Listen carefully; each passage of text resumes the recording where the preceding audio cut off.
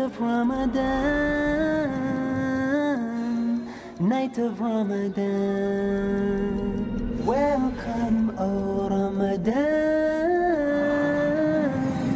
It is Ramadan. It is Ramadan.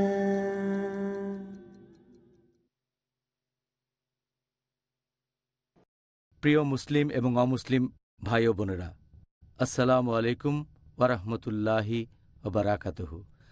আল্লাহ তাআলার দয়া, শান্তি ও রহমত আপনাদের সবার উপরে বর্ষিত হোক। আমাদের অনুষ্ঠানে স্বাগতম। Ramzan, a date with doctor Zakir. আমি আপনাদের হোস্ট ইউসুফ চেম্বার্স। আজকের অনুষ্ঠানে আমরা আলোচনা করব আর ইনশাআল্লাহ আপনাদের প্রশ্নের উত্তর দেব, কখন রোজা রাখা বাধ্যতামূলক আর অব্যাহতি আছে। ডক্টর জাকির, আসসালামু আলাইকুম ওয়া রাহমাতুল্লাহি ওয়া বারাকাতুহু। ওয়ালাইকুম আসসালাম ওয়া রাহমাতুল্লাহি ওয়া বারাকাতুহু। ডক্টর জাকির, বুঝতেই পারছেন আমাদের অনেক পথ পাড়ি দিতে হবে আজকের এই টপিক নিয়ে, আর আমি নিশ্চিত আজকেও আমাদের দর্শকরা আপনার উত্তরগুলো শুনে দারুণভাবে উপকৃত হবেন ইনশাআল্লাহ। ইনশাআল্লাহ। আজকের প্রথম প্রশ্ন, রোজা রাখা এটা কি সব মুসলিমদের জন্য বাধ্যতামূলক, নাকি আল্লাহ এখানে বিশেষ কিছু লোকের কথা বলেছেন যাদেরকে রোজা রাখতে হবে, বিশেষ করে রমজান মাসে? আলহামদুলিল্লাহ, ওয়াসসালাতু ওয়াসসালাম আলা রাসূলিল্লাহ ওয়া আলা আলিহি ওয়া সাহবিহি আজমাইন।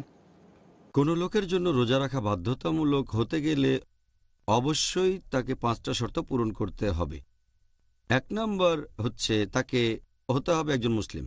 2 নম্বর, সেই লোক হবে সুস্থ মস্তিষ্কের। 3 নম্বর, তাকে অবশ্যই সাবালক অথবা সাবালিকা হতে হবে, তার মানে তাকে প্রাপ্তবয়স্ক হতে হবে। 4 নম্বর, তাকে হতে হবে স্বাস্থ্যবান।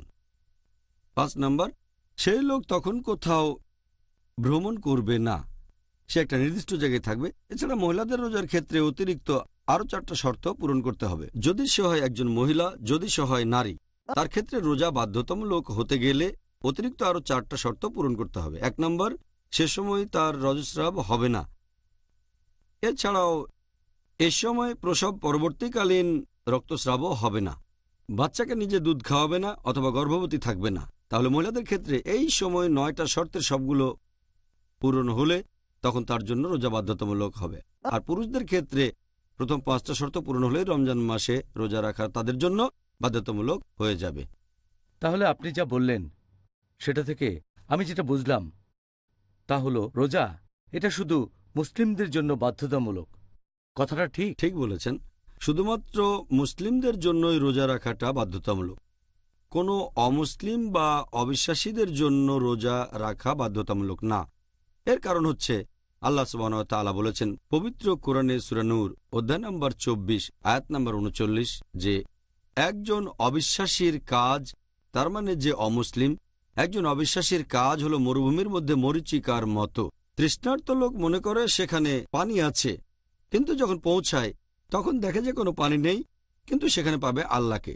তখন আল্লাহ তার কর্মফল পূর্ণমাত্রায় দেবেন এবং আল্লাহ তাআলা হিসাব গ্রহণে তৎপর। তার মানে পরকালের জীবনে অবিশ্বাসীরা তাদের কাজের ফল কোনো ভালো কিছু পাবে না এবং আল্লাহ হিসাব গ্রহণে তৎপর। তাহলে অবিশ্বাসীদের সব কাজগুলোই পরকালের জীবনে মূল্যহীন, কারণ প্রত্যেকটা কাজের শুরুতেই থাকতে হবে নিয়ত। আর এটা নিয়ে আলোচনা করেছি গতকাল যে কারো রোজা কবুল করার ক্ষেত্রে অন্যতম গুরুত্বপূর্ণ একটা শর্ত নিয়ত, তার মানে উদ্দেশ্য। আর উদ্দেশ্য হবে এই রোজাটা শুধুমাত্র আল্লাহ সুবহানাহু ওয়া তাআলার জন্য, অন্য কারোর জন্য নয়।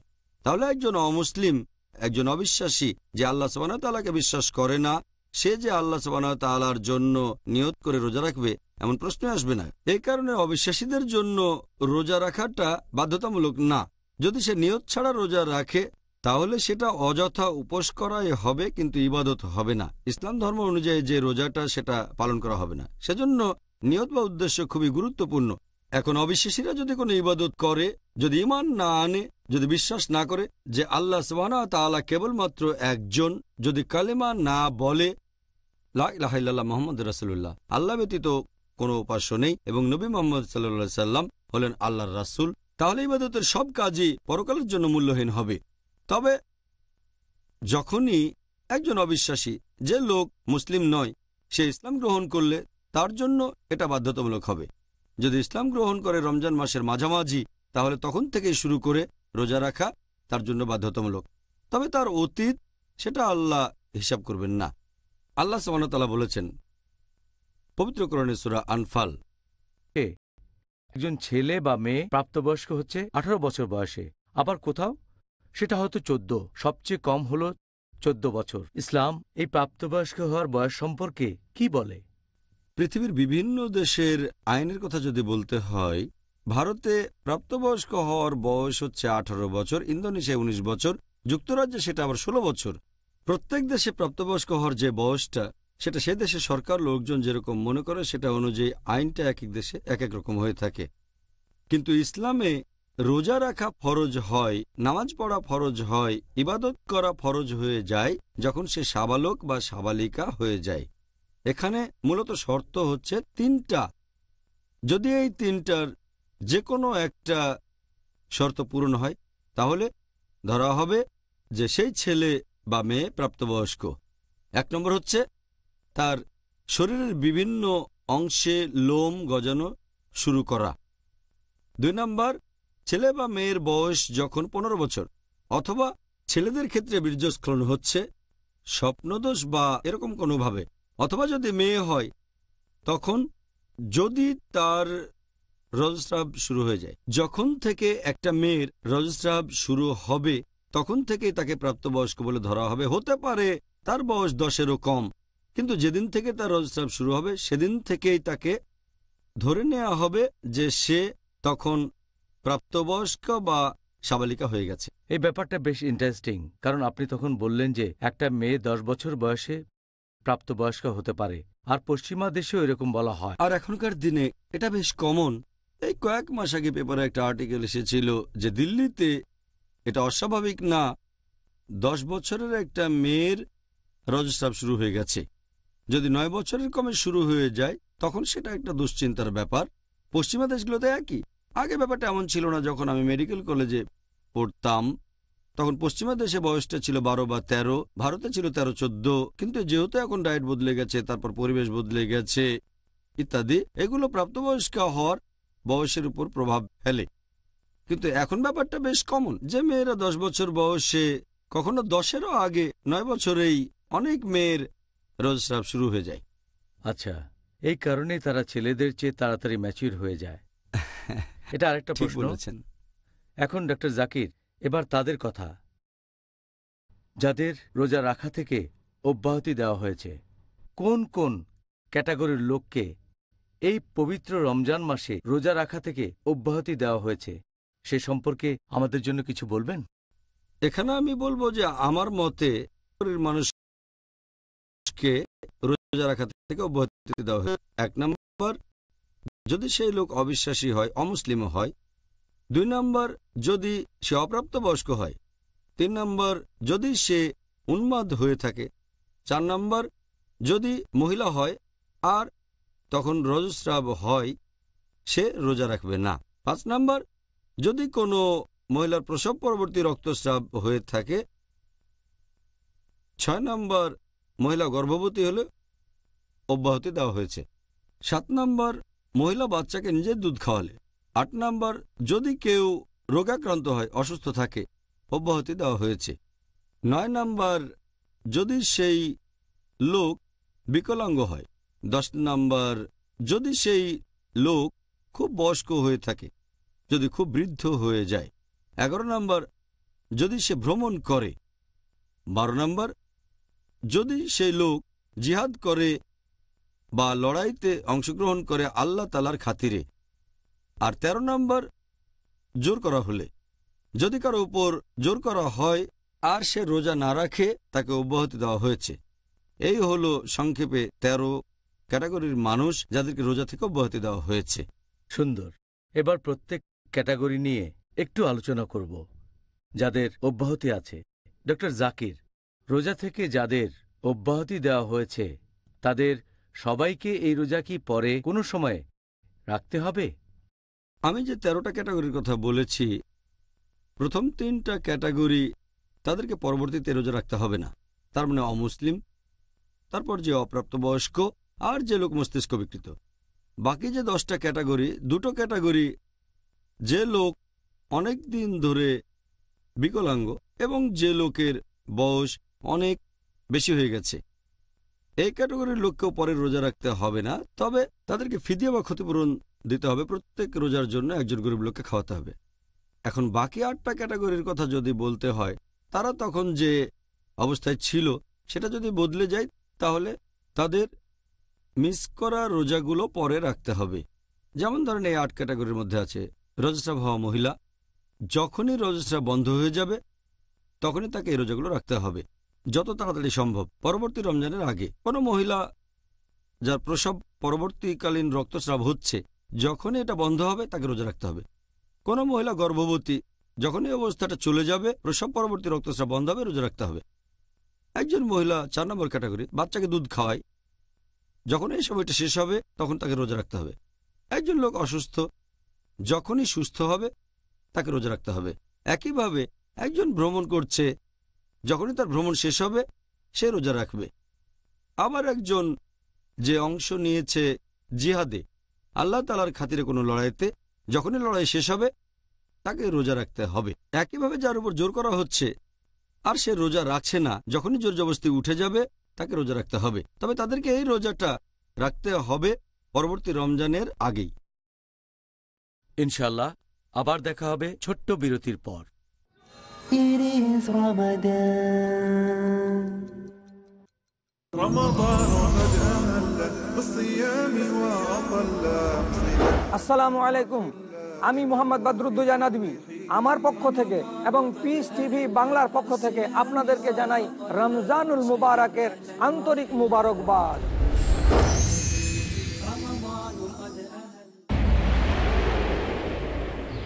ডক্টর জাকিরের আন্তরিক বার্তা, আপনার বেহেশত কোথায়? সহিহ বুখারীতে উল্লেখ আছে 8 নম্বর খণ্ড কিতাবুল আদাব অধ্যায় নম্বর 2 হাদিস নম্বর 2। একজন লোক নবীজির কাছে আসলো এবং তাকে জিজ্ঞেস করলো, হে রাসূলুল্লাহ সাল্লাল্লাহু আলাইহি সাল্লাম, আমার সম্মানের এবং ভালোবাসার বেশি হকদার কে? নবীজি বললেন, তোমার মা। লোকটি বলল, তারপর কে? নবীজি বললেন, তোমার মা। লোকটি আবার জিজ্ঞেস করলো, তারপর কে? নবীজি বললেন, তোমার মা। লোকটি চতুর্থবার জিজ্ঞেস করলো, তারপর কে? নবীজি বললেন, তোমার বাবা।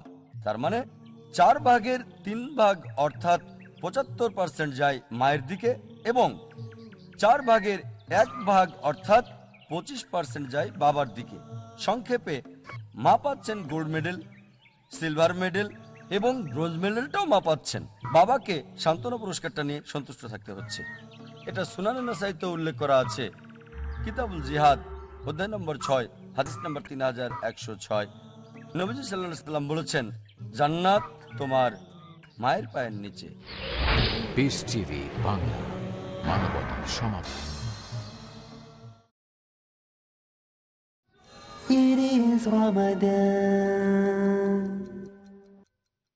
আসসালামু আলাইকুম ওরহমতুল্লাহি ওবারাকাতুহু। ভাই ও বোনেরা, এই অনুষ্ঠানে আবারও স্বাগতম। Ramzan a date with doctor Zakir. আমি আপনাদের হোস্ট ইউসুফ চেম্বার্স। আর আজকে আমাদের অনুষ্ঠানে আলোচনার টপিক, কখন রোজা রাখা বাধ্যতামূলক আর অব্যাহতি আছে। ডক্টর জাকির, কোনো শিশু যদি প্রাপ্তবয়স্ক হওয়ার আগে রমজান মাসে রোজা রাখে, সে ব্যাপারে আপনার মন্তব্য কি? আমি এ ব্যাপারে আগেও বলেছি যে প্রাপ্তবয়স্ক হয়নি তার জন্য রোজা রাখাটা বাধ্যতামূলক না, তাকে অব্যাহতি দেওয়া হয়েছে। আমাদের প্রিয় নবী মুহাম্মদ সাল্লাল্লাহু আলাইহি ওয়াসাল্লাম বলেছেন, এই হাদিসটা আছে তিরমিজিতে, হাদিস নম্বর 1423। আমাদের প্রিয় নবী বলেছেন যে 3 ক্যাটাগরির মানুষের হিসাব লেখা হবে না। এক হচ্ছে শিশু, যতক্ষণ সে প্রাপ্তবয়স্ক না হয়; একজন ঘুমন্ত লোক, যতক্ষণ না জেগে ওঠে; আর মস্তিষ্ক বিকৃত লোক, যতক্ষণ না সে স্বাভাবিক হয়। এই 3 ক্যাটাগরির মানুষ আমাদের প্রিয় নবী বলেছেন তাদের হিসাব লেখা হবে না। তার মানে তাদের জন্য রোজা রাখাটা বাধ্যতামূলক না।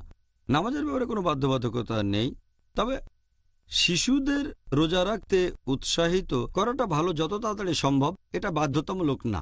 আরেকটা হাদিস যেটার উল্লেখ করা হয়েছে সহিহ বুখারীতে খণ্ড নম্বর 3 বুক অব ফাস্টিং হাদিস নাম্বার 1960।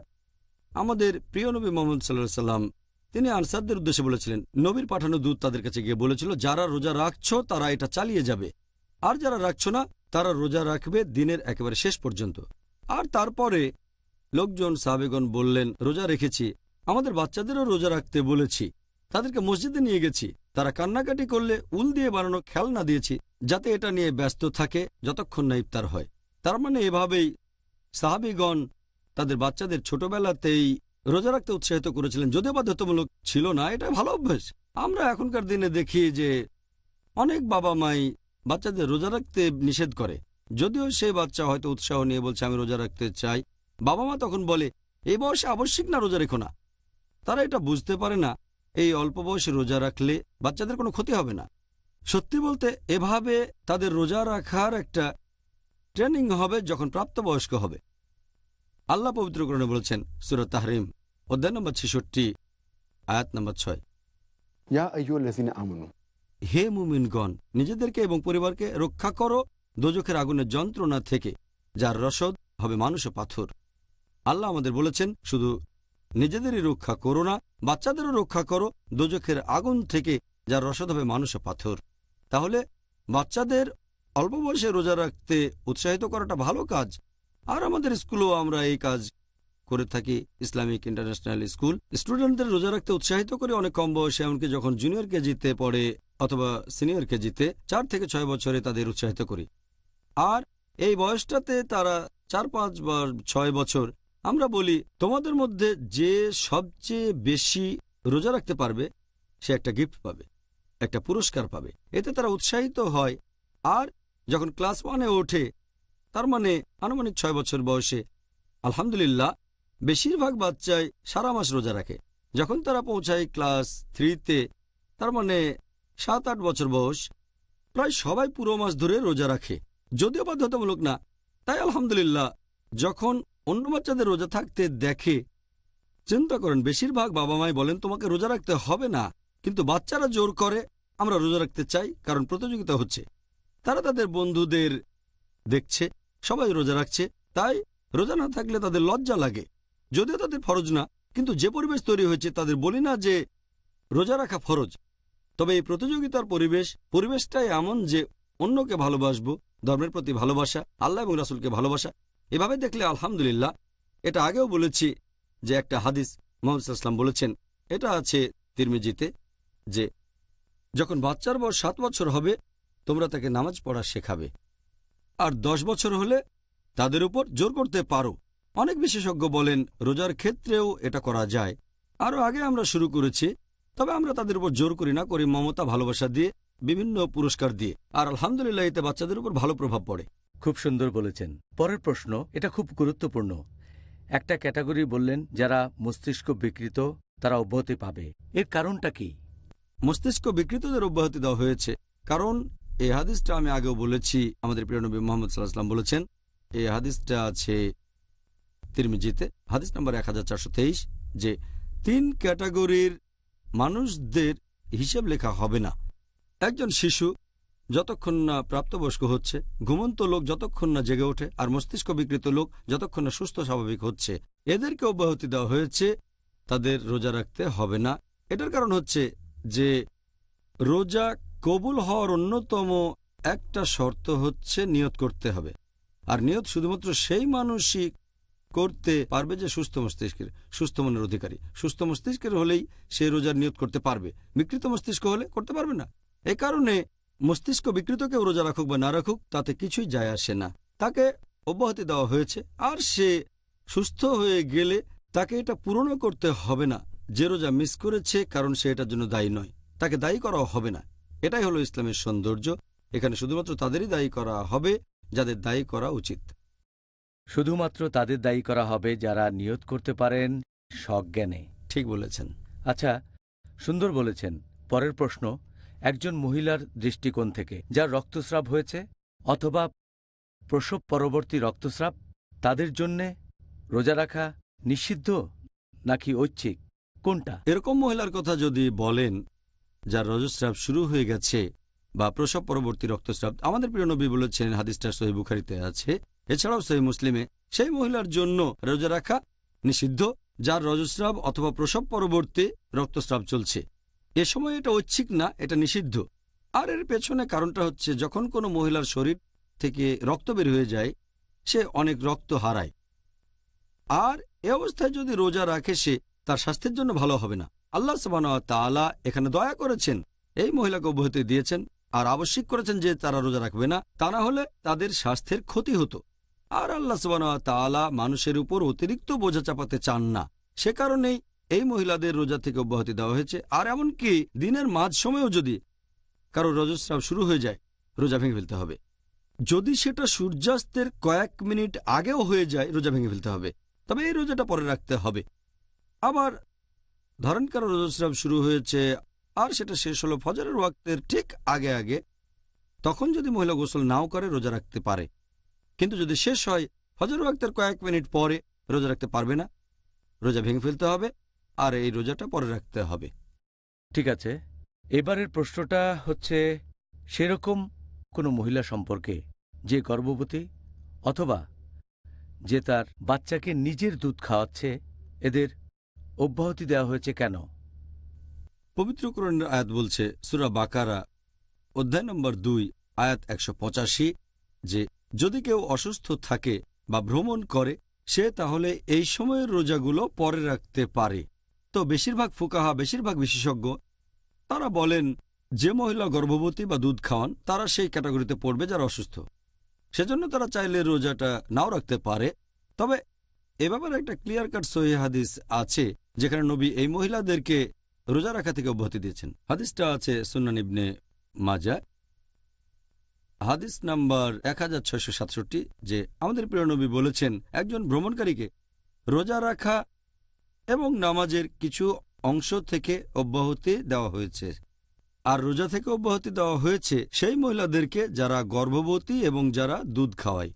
আমাদের প্রিয় নবী মুহাম্মদ সাল্লাল্লাহু আলাইহি ওয়াসাল্লাম আরও বলেছেন, এই হাদিসটা আছে সুনান আল নিসাইতে, বুক অব ফাস্টিং, হাদিস নম্বর 2274, যে আল্লাহ তাআলা ভ্রমণকারীদেরকে অব্যাহতি দিয়েছেন রোজা রাখা থেকে, নামাজের অর্ধেক থেকে, এবং আল্লাহ তাআলা অব্যাহতি দিয়েছেন গর্ভবতী মহিলাদের এবং যে মহিলারা দুধ খাওয়ায় রোজা থেকে।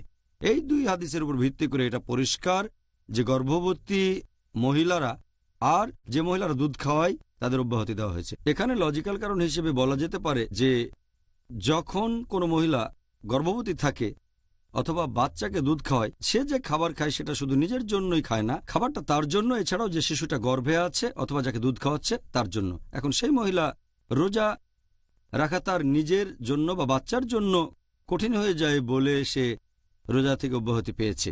কিন্তু মহিলা যদি গর্ভাবস্থায় প্রথম স্টেজে থাকে আর মনে করে, অথবা দুধ খাওয়াচ্ছে আর মনে করে যে রোজা রাখলে তার শরীরের কোনো ক্ষতি হবে না অথবা তার বাচ্চারও কোনো ক্ষতি হবে না, তাহলে রোজা রাখতে পারে।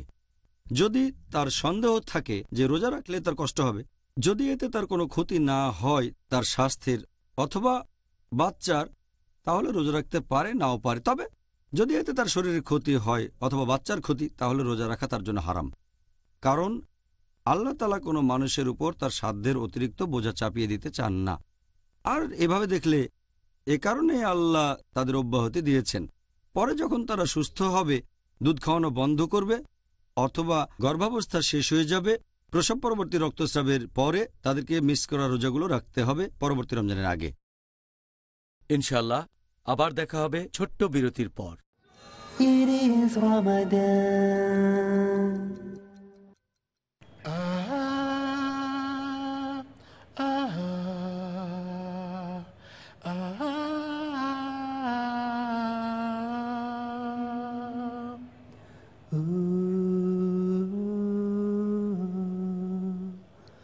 Looking up at the sky, searching for Allah Most High.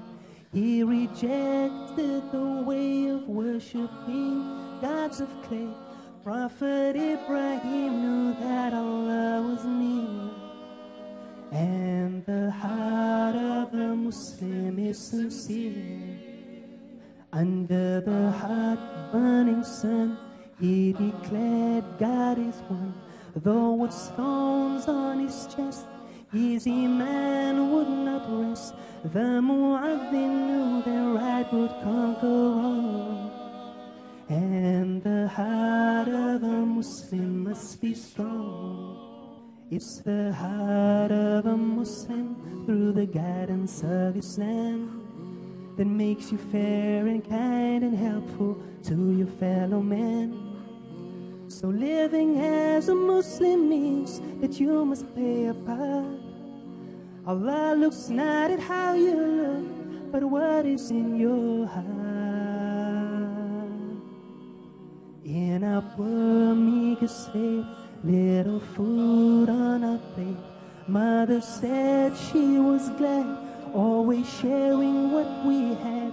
When I asked how can we share what's not enough, she said the heart of a Muslim's filled with love. He said it's time you should know, as you learn you will grow, that some people around will do what's bad to bring you down. Father said to be a star that's shining bright, for the heart of a Muslim does what's right.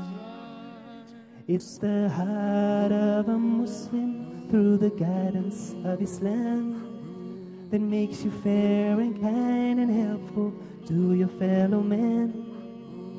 So living as a Muslim means that you must play a part. Allah looks not at how you look, but what is in your heart.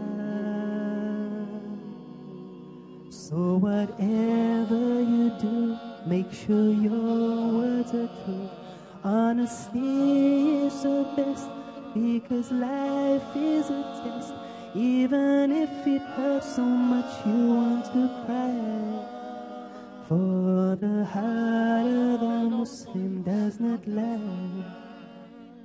It's the heart of a Muslim through the guidance of Islam that makes you fair and kind and helpful to your fellow man. So living as a Muslim means that you must play a part. Allah looks not at how you look, but what is in your heart. So living as a Muslim means that you must play a part. Allah looks not at how you look, but what is in your heart.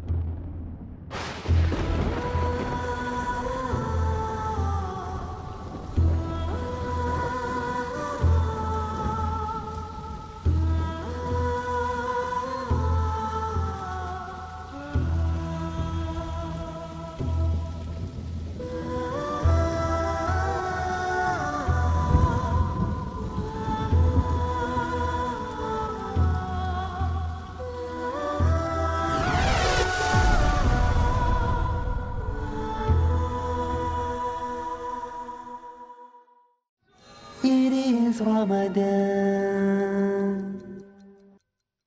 আসসালামু আলাইকুম ওরহমতুল্লাহি ওবারাকাতুহু। ভাই ও বোনেরা, এই অনুষ্ঠানে আবারও স্বাগতম।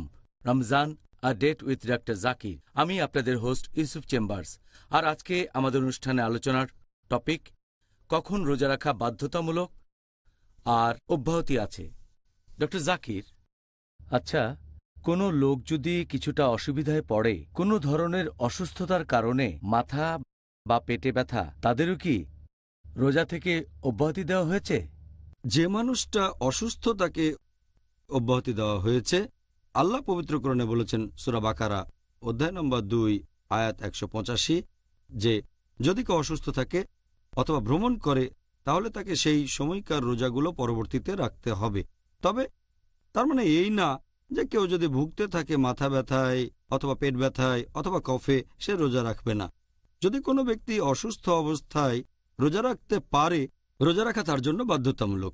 শুধুমাত্র তখন অব্যাহতি দেওয়া হয়েছে যদি অসুস্থতার কারণে তার রোজা কঠিন হয়ে যায়, অথবা রোজা রাখলে তার অসুস্থতা আরও বেড়ে যায়, অথবা স্বাস্থ্য খারাপ হয়ে যায়, অথবা অসুস্থতার কারণে যদি ওষুধ খাওয়া বাধ্যতামূলক হয়, তখন অব্যাহতি দেওয়া হয়েছে। এটা আমাদের ছোটখাটো কারণে বা ছোটখাটো অসুখে, যেমন কফ বা সর্দি, মাথা ব্যথা বা পেট ব্যথা, তখন রোজা বাধ্যতামূলক। আল্লাহ সুবহানাহু ওয়া তাআলা অসুস্থ লোকদের রোজা থেকে অব্যাহতি দিয়েছেন, কারণ আল্লাহ তাআলা কারো উপর অতিরিক্ত বোঝা চাপাতে চান না। আল্লাহ পবিত্র কোরআনে বলেছেন, এটা আছে সূরা বাকারা অধ্যায় নম্বর 2 আয়াত নম্বর 195, যে তোমরা নিজের হাতে নিজেদের ধ্বংসে নিক্ষেপ করো না। আমি অসুস্থ, আর যদি মনে করি রোজা রাখলে আমার ক্ষতি হতে পারে, স্বাস্থ্য খারাপ হয়ে যাবে, নিজেকে মেরে ফেলার মতোই, তাই আল্লাহ বলেছেন এটা নিষিদ্ধ। যদি আমি জানি যে রোজা রাখলে স্বাস্থ্য খারাপ হয়ে যাবে, তখন এটা হবে নিষিদ্ধ।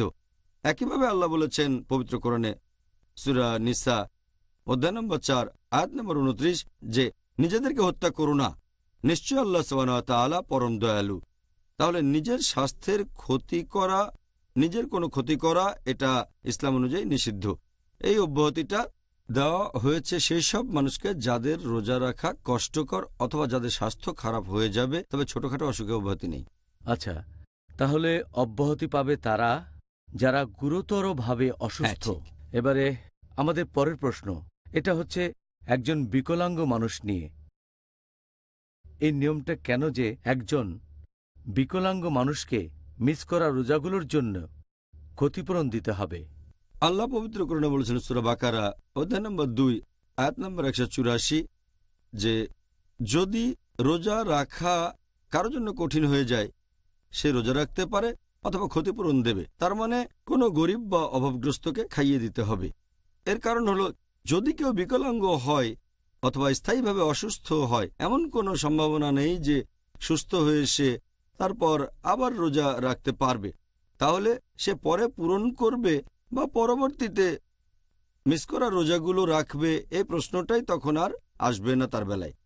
সেজন্য তাকে দিতে হবে ক্ষতিপূরণ। তখন সে কোনো গরিব লোককে খাইয়ে দেবে। যতগুলো রোজা সে মিস করবে, প্রত্যেক রোজার জন্য সে একজন গরিব লোককে খাইয়ে দেবে। ডক্টর জাকির, এবারের প্রশ্ন, কোন ধরনের বৃদ্ধ লোকদের রোজা থেকে অব্যাহতি দেওয়া হয়েছে? আল্লাহ পবিত্র কোরআনে বলেছেন সূরা বাকারা অধ্যায় নম্বর 2 আয়াত নম্বর 184, যে যদি রোজা রাখা কারো জন্য কঠিন হয়ে যায়, সে রোজা রাখতে পারে অথবা ক্ষতিপূরণ দেবে, মানে গরিব লোককে খাইয়ে দেবে। যেসব বৃদ্ধ লোকদের রোজা থেকে অব্যাহতি দেওয়া হয়েছে তারা হচ্ছেন সেই লোক যাদের শরীর যদি রোজা রাখেন তাহলে খারাপ হয়ে যেতে পারে। যে লোকের বয়স অনেক বেশি হয়ে গেছে, এখানে বয়সটা নির্দিষ্ট কিছু না যে 60, 70 বা 80, 90, দেখতে হবে শারীরিক অবস্থা। বয়স হয়ে যাওয়ার কারণে যদি শারীরিক অবস্থা খারাপ থাকে তাহলে রোজা রাখা কঠিন হয়ে যায়, তখন রোজা রাখার পরিবর্তে গরিব লোককে খাইয়ে দিতে হবে।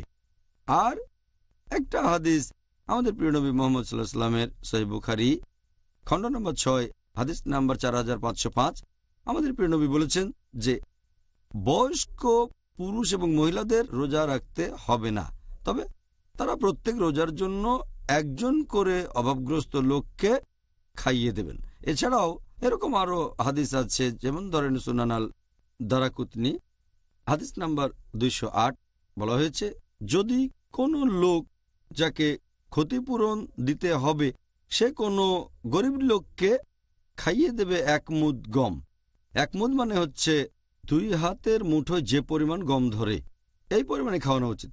আরও একটা হাদিস বলা হয়েছে আল দারাকুতনি 270 নম্বর হাদিস, যে আনাস রাদিয়াল্লাহু আনহু তিনি যখন খুব বৃদ্ধ হয়ে গেলেন, রোজা রাখতে পারলেন না, তাই মাসের শেষের দিকে 30 জন গরিব লোককে ডেকে খেতে দিলেন, রুটি আর তার সাথে অন্যান্য খাবার, পুরো খাবার 30 জন লোককে। তার মানে যতগুলো রোজা মিস করবেন প্রত্যেকটার জন্য একজন গরিবকে খাওয়াতে হবে।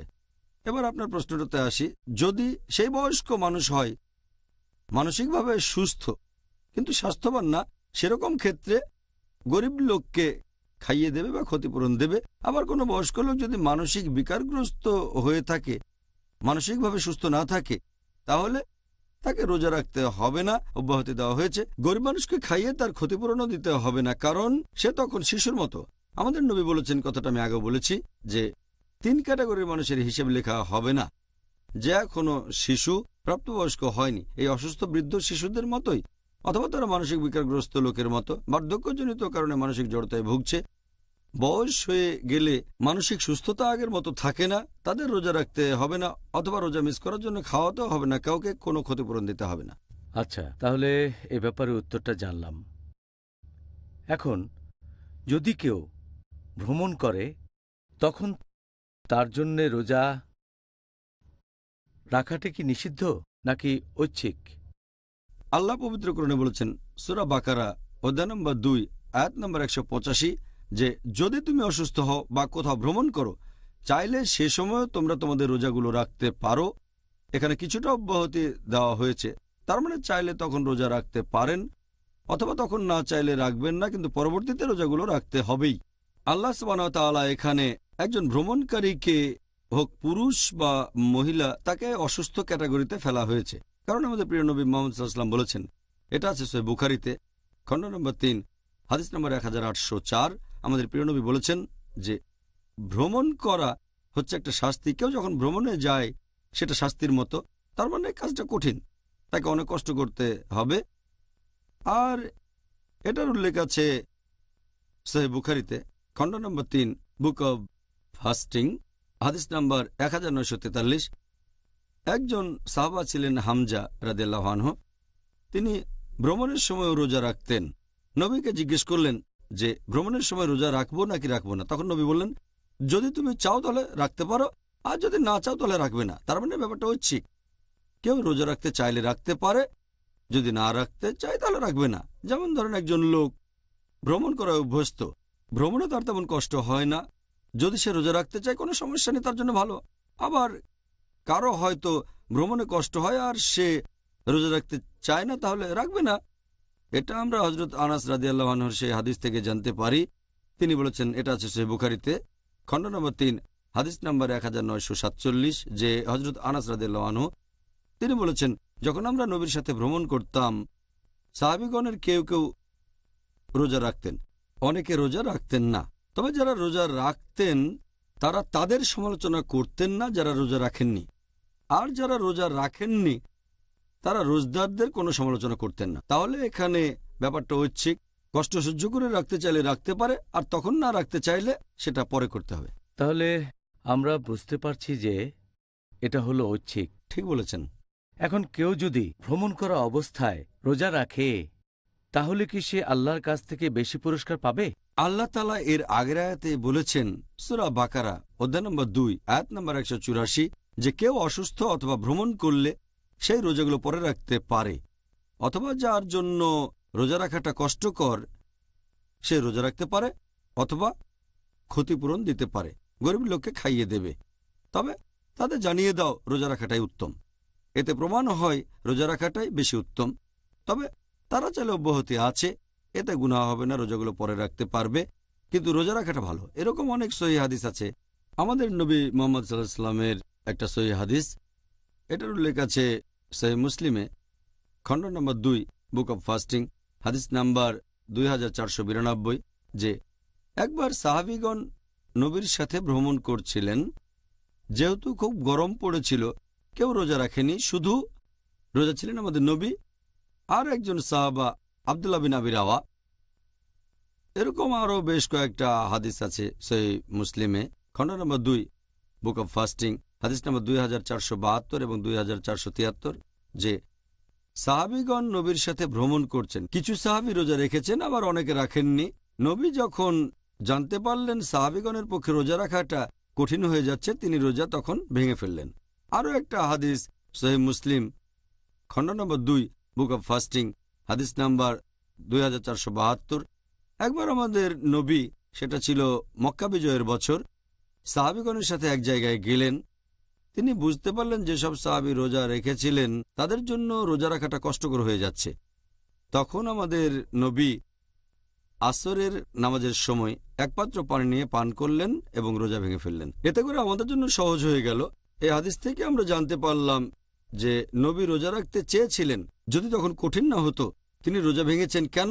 কারণ সাহাবিগণের জন্য রোজা রাখা কষ্টকর হয়ে যাচ্ছিল। আমাদের নবী তার সাহাবিগণকে কোনো সংকটের ভিতরে ফেলতে চাননি, সেজন্য রোজা ভেঙেছেন। তবে এখান থেকে আমরা জানতে পারি রোজা রাখা ভালো যদি রাখতে পারেন, যদি না পারেন কোনো সমস্যা নেই, আপনি এই রোজাগুলো পরে রাখতে পারেন। এছাড়াও আমরা জানতে পারি যে রোজা রাখাটাই বেশি ভালো। কেন? কারণ যদি কেউ পরে রোজা রাখতে চায়, যে ভ্রমণ করছে, আল্লাহ না করুক যদি সে ভ্রমণ করতে গিয়ে কোনো কারণে মারা যায়, তাহলে তার এই কাজটা অসম্পূর্ণ থেকে যাবে, যে কাজটা ফরজ। তাই ভ্রমণ করার সময় যদি কেউ রোজা রাখতে পারে তাহলে তার জন্য রোজাই বেশি ভালো। আর এছাড়াও যখন ভ্রমণ করবেন এই পবিত্র রমজান মাসে, দেখবেন আশেপাশের লোকজনও রোজা রেখেছেন। এভাবে দেখলে ব্যাপারটা বেশ সোজা। যখন বাড়ি ফিরে আসবেন রমজান মাস শেষ হয়ে গেলে, যদি একা রোজা রাখতে চান আর অন্য কেউ না রাখে, তখন এটা বেশ কঠিন কঠিন লাগে। তাহলে এটা একটা অন্যতম কারণ যে ভ্রমণ করার সময় যদি কষ্ট সহ্য করে রোজা রাখতে পারেন তাহলে ভালো, সওয়াবও পাবেন বেশি। অসাধারণ। ইনশাআল্লাহ আবার দেখা হবে ছোট্ট বিরতির পর। It is Ramadan. رمضان قد أهل بالصيام وأطل. আসসালামু আলাইকুম ওয়া রাহমাতুল্লাহ। আমি মোহাম্মদ হাশিম মাদানী, পিস টিভি বাংলার পক্ষ থেকে, আমার পক্ষ থেকে সকল মুসলিম ভাইদের জানাচ্ছি মাহে রমজানের মুবারকবাদ।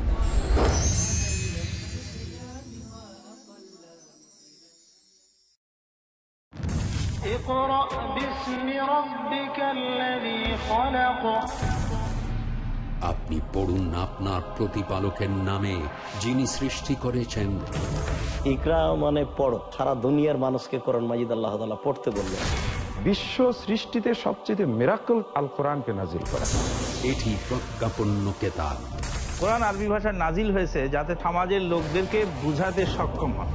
এটি মহা কল্যাণময় ও নিরাময়, বহু দিক থেকে হেদায়েত দিয়ে থাকে। আছে কেউ তোমাদের মধ্যে যে চিন্তা করে ও গবেষণা করে? দেখুন আমাদের অনুষ্ঠান এসো কোরআনের ছায়ায়, পরবর্তী অনুষ্ঠান পিস টিভি বাংলায়। It is Ramadan. আসসালামু আলাইকুম ওয়া রাহমাতুল্লাহি ওয়া বারাকাতুহু। ভাই ও বোনেরা, এই অনুষ্ঠানে আবারও স্বাগতম। Ramzan a date with doctor Zakir. আমি আপনাদের হোস্ট ইউসুফ চেম্বার্স। আর আজকে আমাদের অনুষ্ঠানে আলোচনার টপিক কখন রোজা রাখা বাধ্যতামূলক আর অব্যাহতি আছে। ডক্টর জাকির, যে লোক জিহাদ করছে তাকে রোজা থেকে অব্যাহতি দেওয়া হয়েছে কেন? যখন কোনো লোক জিহাদে অংশগ্রহণ করছে, রোজা রাখলে তো সে দুর্বল হয়ে পড়বে, সে তখন ভালোভাবে যুদ্ধ করতে পারবে না, যেটা সে করছে আল্লাহ সুবহানাহু ওয়া তাআলার খাতিরে। এজন্য আমাদের প্রিয় নবী বলেছেন, এটা আছে সহিহ মুসলিমে, খণ্ড নম্বর 2, অধ্যায় নম্বর 420, বুক অব ফাস্টিং, হাদিস নম্বর 2486, যে একবার নবী মুহাম্মদ সাল্লাল্লাহু আলাইহি ওয়াসাল্লাম জিহাদের জন্য রওনা হচ্ছেন। তখন সাহাবীগণকে বললেন, শত্রুর মুখোমুখি হতে যাচ্ছি, রোজা না রাখলে শরীরে শক্তি পাবো, রোজা ভেঙে ফেলো। এই কথা শোনার পর কিছু সাহাবী তখনই তাদের রোজা ভেঙে ফেললেন, আবার অনেকে তারপর রোজা রাখলেন। এরপরে যখন থামলেন তখন নবী বললেন, রোজা রাখলে তোমরা দুর্বল হয়ে পড়বে, রোজা না রাখলে শরীরে শক্তি পাবে, তাই রোজা ভেঙে ফেলো, আমি আদেশ দিচ্ছি রোজা ভেঙে ফেলো। তখন সবাই রোজা ভেঙে ফেললেন। রোজা না রাখলে শরীরে বল ফিরে পাবো আর আমরা আল্লাহ তাআলার খাতিরে লড়াই করতে পারবো আরো ভালোভাবে, তাহলে জেতার সম্ভাবনা বেশি থাকবে ইনশাআল্লাহ। আচ্ছা, সুন্দর বলেছেন ডক্টর জাকির। আমরা পিস টিভির দর্শকদের কাছ থেকে হাজার হাজার চিঠি পেয়েছি পবিত্র রমজানের উপর, আর আজকের টপিকের উপরও কখন রোজা রাখা বাধ্যতামূলক আর অব্যাহতি আছে। এখন আমরা দর্শকদের প্রশ্নগুলো নিয়ে আলোচনা করব। প্রথম প্রশ্ন এটা করেছেন একজন দর্শক, আর তিনি প্রশ্ন করেছেন, একজন লোক অন্য কোনো শহরে একটানা কতদিন থাকলে, সর্বোচ্চ কতদিন থাকলে তাকে ভ্রমণকারী বলা হবে আর রোজা থেকে অব্যাহতি পাবে? এখানে তিনি একটা উদাহরণও দিয়েছেন যে মনে করেন সে একজন ছাত্র, বিদেশে গেছে পড়াশোনা করতে, হয়তো 2 মাস, সে কি রমজান মাসে রোজা থেকে অব্যাহতি পাবে? বেশিরভাগ বিশেষজ্ঞ এ ব্যাপারে বলেন যে নামাজ পড়ার ক্ষেত্রে যে নিয়মটা যখন কোনো লোক ভ্রমণ করছে, এ ব্যাপারে হাদিসটা আগেও বলেছি যে আমাদের প্রিয় নবী মুহাম্মদ সাল্লাল্লাহু আলাইহি ওয়াসাল্লাম বলেছেন, এটা আছে সুনান ইবনে মাজাহ হাদিস নাম্বার 1667। আমাদের প্রিয় নবী বলেছেন যে আল্লাহ তাআলা তাদেরকে অব্যাহতি দিয়েছেন রোজা রাখা থেকে এবং নামাজের অর্ধেক থেকে যারা ভ্রমণ করছে, আর মহিলাদের রোজা থেকে অব্যাহতি দিয়েছেন যখন গর্ভবতী ইত্যাদি। একজন ভ্রমণকারীর নামাজের ক্ষেত্রে যে নিয়ম, রোজা রাখার ক্ষেত্রেও একরকম একটা নিয়ম আছে। এখন বেশিরভাগ ফুকাহা, বেশিরভাগ বিশেষজ্ঞের যদিও মতভেদ আছে, তবে নামাজের ক্ষেত্রে তারা বলেন যে একজন লোক তার নিজের শহর ছেড়ে অন্য শহরে ম্যাক্সিমাম যতদিন থাকলে ভ্রমণকারী বলা হতে পারে সেটা হলো 4 দিন। বেশিরভাগ বিশেষজ্ঞ রোজার ক্ষেত্রেও এই নিয়মটা মানেন যে নিজের শহর ছেড়ে অন্য শহরে ম্যাক্সিমাম যতদিন থাকলে ভ্রমণকারী বলা হবে সেটা 4 দিন। 4 দিনের বেশি হলে তাকে ভ্রমণকারী বলে গণ্য করা হবে না। যদিও বিশেষজ্ঞগণের মধ্যে একটা মতভেদ আছে, তবে বেশিরভাগ বিশেষজ্ঞ এটা বলেন। এরপর প্রশ্নটা দ্বিতীয় অংশে আসি, যে যদি কেউ পড়াশোনা করার জন্য দেশের বাইরে যায় আর সেখানে 2 বা 3 বা 4 মাস বা 5 মাস থাকে, তাকে কি ভ্রমণকারী বলে ধরা হবে? না। এই পরিস্থিতিতে সে আছে অনেকদিন ধরে, কয়েক মাস ধরে। এখানে যদি রোজার কথা বলতে হয়, তাকে রোজা রাখতে হবে। রমজান মাসে রোজা রাখা তাদের জন্য বাধ্যতামূলক। পরের প্রশ্ন, ধরেন একজন লোক, সে হয়তো সারাদিন রোজা রেখেছে, তারপর ভ্রমণ শুরু করলো, হয়তো বিকেলে, রোজা অবস্থায় বিকেলে ভ্রমণ শুরু করলো, তখন তার জন্য রোজা ভাঙা কি বাধ্যতামূলক নাকি এটা ঐচ্ছিক? এখানে তার জন্য কোনটা করা ভালো হবে? যদি কেউ তার ভ্রমণ শুরু করে দুপুরে অথবা বিকেলে, অথবা বিকেল পর্যন্ত যদি সে তার নিজের শহরে থাকে, তাহলে রোজা রাখাটা তার জন্য ফরজ। সেই সময়টা ভ্রমণকারীকে শুধু তখনই রোজা ভাঙার অনুমতি দেওয়া হয়েছে যখন নিজের শহর ছেড়ে সে চলে যাবে। যদি সে ঠিক করে যে বিকেলে ভ্রমণ শুরু করবে, তাহলে অব্যাহতি নেই যে সেদিন রোজা রাখবে না, সে রোজা রাখতে হবে। কারণ তার প্ল্যানটা বদলাতে পারে, হয়তো বিকেল বেলায় প্ল্যানটা বদলাতে পারে, তখন রোজা না রাখলে গুনাহ হবে। তাহলে একজন ভ্রমণকারী শুধু তখনই রোজা ভাঙতে পারবে যখন শহরের বাইরে যাচ্ছে। শহর ছেড়ে না গেলে ভাঙতে পারবে না। যদি শহরের বাইরে চলে যায় বিকেল বেলায়, তখন ভাঙার অনুমতি আছে। এমন না যে এটা ভাঙতেই হবে। কষ্ট না হলে সে রোজা রাখতে পারে, কমপ্লিট করতে পারে। এটা ঐচ্ছিক। আচ্ছা, সুন্দর বলেছেন। এবারের প্রশ্ন, এটা করেছেন একজন পাইলট, আর তিনি প্রায় সবসময়ই ভ্রমণের উপরেই থাকেন।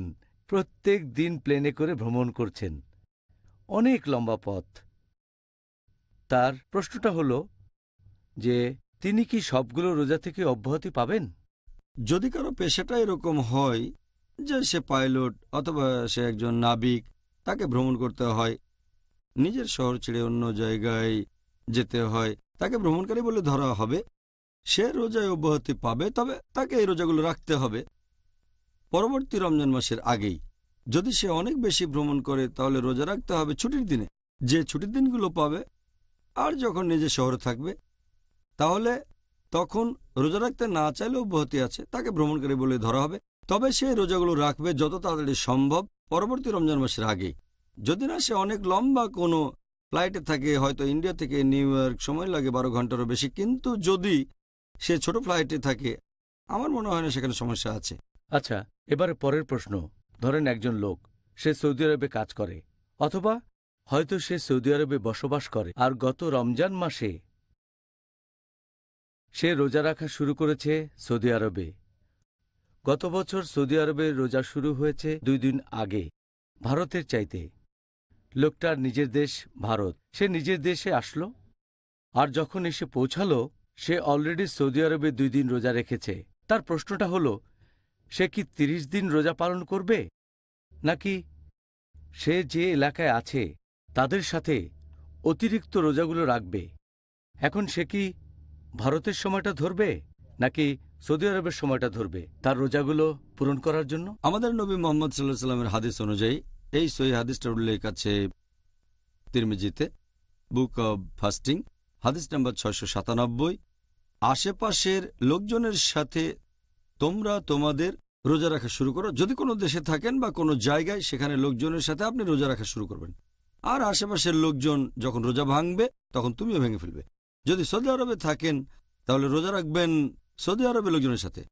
যদি রমজান মাসের মাঝামাঝি তিনি তার নিজ দেশ ভারতে ফিরে যান, তাহলে ততদিন রোজা রাখবেন যতদিন আশেপাশের লোক রোজা আছে। আর আমি জানি এসব ক্ষেত্রে বেশ কয়েকদিনের পার্থক্য থাকে। যদি রোজা শুরু হয় 2-1 দিন আগে, তাহলে আসলেন ভারতে, ততদিনে আপনি 30টা রোজা রেখেছেন, তখনও হয়তো ভারতে 1টা বা 2টো রোজা বাকি আছে, তারপরও আপনাকে রোজা রাখতে হবে ভারতের লোকজনের সাথে, যদিও তখন সেটা 30 দিনের বেশি হয়, তবে সেটা হতে পারে 31 বা 32 দিন। আর হাদিসটা বলছে আশেপাশের লোকজনের সাথে তোমরা তোমাদের রোজা রাখো, আর আশেপাশের লোকজন যখন রোজা ভাঙবে তখন রোজা ভেঙে ফেলো। কিন্তু যদি ব্যাপারটা উল্টে যায়, হয়তো আছে ভারতে 2 দিন পরে আবার সৌদি আরবে আসলো, তাহলে হয়তো রোজা রেখেছে 28 দিন, এই ক্ষেত্রে শুরু করেছে ভারতের লোকজনের সাথে, শেষ করবে সৌদি আরবের লোকজনের সাথে। আর ঈদের দিন সে রোজা রাখতে পারবে না, কারণ এটা হারাম। কিন্তু পরে তাকে রোজা রাখতে হবে অন্তত 1টা দিন, কারণ রমজান মাস হয় কমপক্ষে 29 দিন। সেজন্য তাকে অতিরিক্ত 1 বা 2 দিন রোজা রাখতে হতে পারে, যাতে করে সে পূরণ করতে পারে 29 বা 30 দিন। এতে করে মনে হবে না সে কম রোজা রেখেছে, 29টার চেয়ে কম।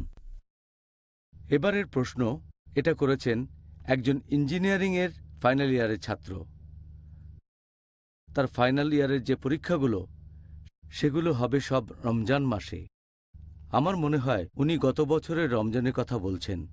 তার বাবা আর মা তাকে উপদেশ দিয়েছে যে রমজান মাসে তার রোজা রাখার দরকার নেই, কারণ এতে তার পরীক্ষা খারাপ হতে পারে। এখন এই কারণে কি কাউকে রোজা থেকে অব্যাহতি দেওয়া হয়েছে? যদি কেউ রোজা না রাখতে চায় শুধুমাত্র পরীক্ষার কারণে, এটা কোনো যথার্থ কারণ না। হতে পারে সেটা হয়তো ফাইনাল এক্সাম, আর হয়তো তার বাবা মা তাকে বলছে যে রোজা রেখো না, কারণ যদি রোজা রাখো তাহলে হয়তো তোমার মনোযোগ কমে যাবে, রেজাল্ট খুব একটা ভালো হবে না। যদি বাবা মা জোরাজোরিও করেন, এ ধরনের ক্ষেত্রে সেই সন্তান, ছেলে অথবা মেয়ের উচিত বাবা মার কথা না শোনা। কারণ বাবা মা যদি কিছু করতে বলে আর সেটা যদি আল্লাহ এবং রাসূলের শিক্ষার বিরুদ্ধে যায়, শুধুমাত্র এমন ক্ষেত্রে বাবা মাকে অমান্য করা যাবে।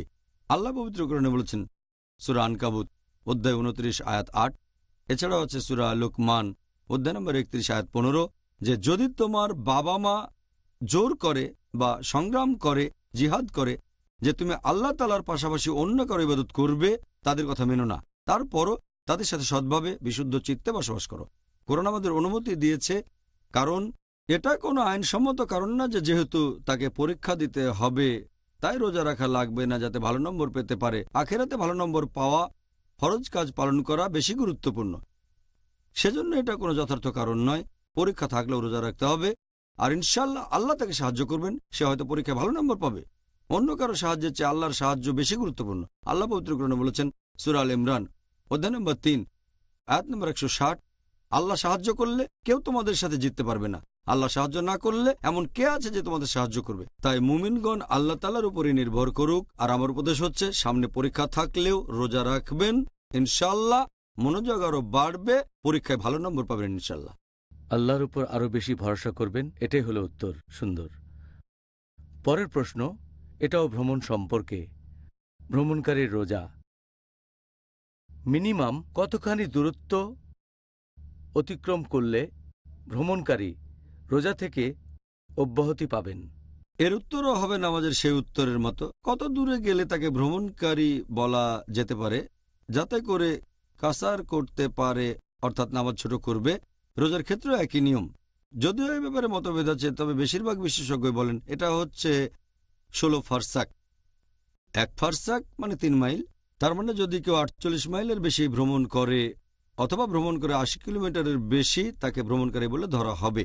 তবে কিছু বিশেষজ্ঞ বলেন এটা হচ্ছে 83 বা 84 কিলোমিটার। তাই অনেকে বলে কেউ 80 বা 84 কিলোমিটারের বেশি পথ গেলে তাকে ভ্রমণকারী বলে ধরা হবে। তবে মূল ব্যাপারটা হচ্ছে সে তখন তার নিজের শহরে থাকবে না। কিছু শহর আছে যেগুলো অনেক বড়, শহরের এক মাথা থেকে আরেক মাথায় হয়তো 84 কিলোমিটারের বেশি হবে। এরকম হলেও ভ্রমণকারী বলে ধরা হবে না, সে থাকবে অন্য কোনো শহরে।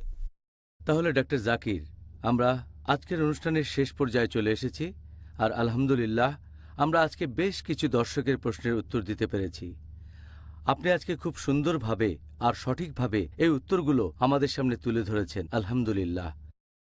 ভাই ও বোনেরা, আশা করি আজকের টপিকের উপর ডক্টর জাকিরের বলা উত্তরগুলো শুনে আপনারা দারুণভাবে উপকৃত হয়েছেন।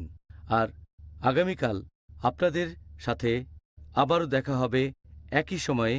সেদিন আমাদের আলোচনার টপিক হবে যেসব কাজ করলে রোজা ভেঙে যায় বা রোজা অবস্থায় যেসব কাজ করা আমাদের নিষিদ্ধ। দেখা হবে আগামীকাল। আসসালামু আলাইকুম ওয়া রাহমাতুল্লাহি ওয়া বারাকাতুহু। حافظين ذاكرين قانتين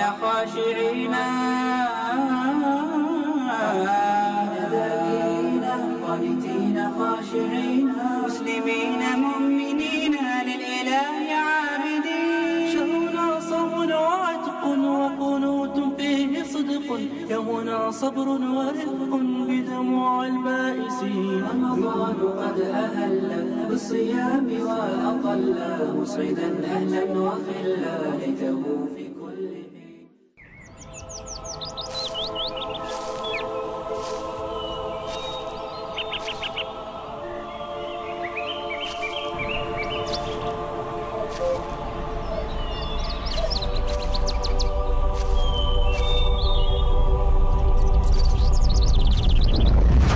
সকল বিনিয়োগের আছে তাদের নিজস্ব ঝুঁকি আর প্রতীক্ষার ক্ষণ।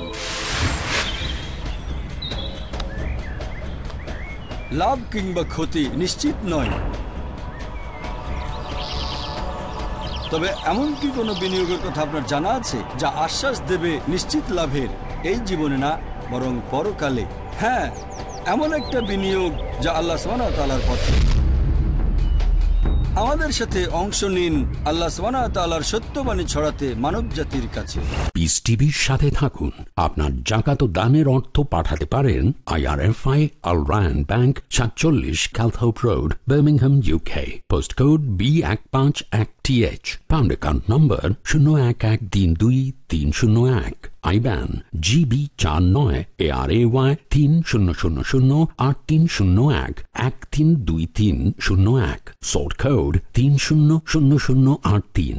Swift BIC code ARAY GB 22। টাকা পাঠিয়ে আমাদের ইমেল করুন support@peacetv.tv। পিস টিভি, মানবতার সমাধান। মহিলা সাহাবীদের ঈমান ছিল পরিপূর্ণ। তারা আল্লাহর প্রতি খুবই নির্ভরশীল ছিলেন। ইসলামে কিন্তু মেয়েদেরকে ঈদের নামাজে যাওয়ার জন্য আদেশ দেওয়া হয়েছে। নারীদের জেহাদ হলো হজ, মেয়েদেরকে ডাস্টবিনের মতন ফেলে দেওয়া হয় পাশ্চাত্যের সমাজগুলোকে। যারা কনভার্টেড মুসলিম, এদের মধ্যে মেয়েদের রেশিও হলো 70%। তারা খুঁজে পেয়েছে যে একজন মানুষকে ভালো পথে চলার জন্য এর চেয়ে ইন্সপায়ারেশন এবং ইনফ্লুয়েন্স আর কোনো ধর্মের মধ্যে নাই। মহিলাদের আরো অনেক পথ নির্দেশনা জানার জন্য দেখুন ইসলামে নারী, প্রতি বুধবার সন্ধ্যা 5:30 বাংলাদেশে ও সন্ধ্যা 5টায় ভারতে। পিস টিভি বাংলায়।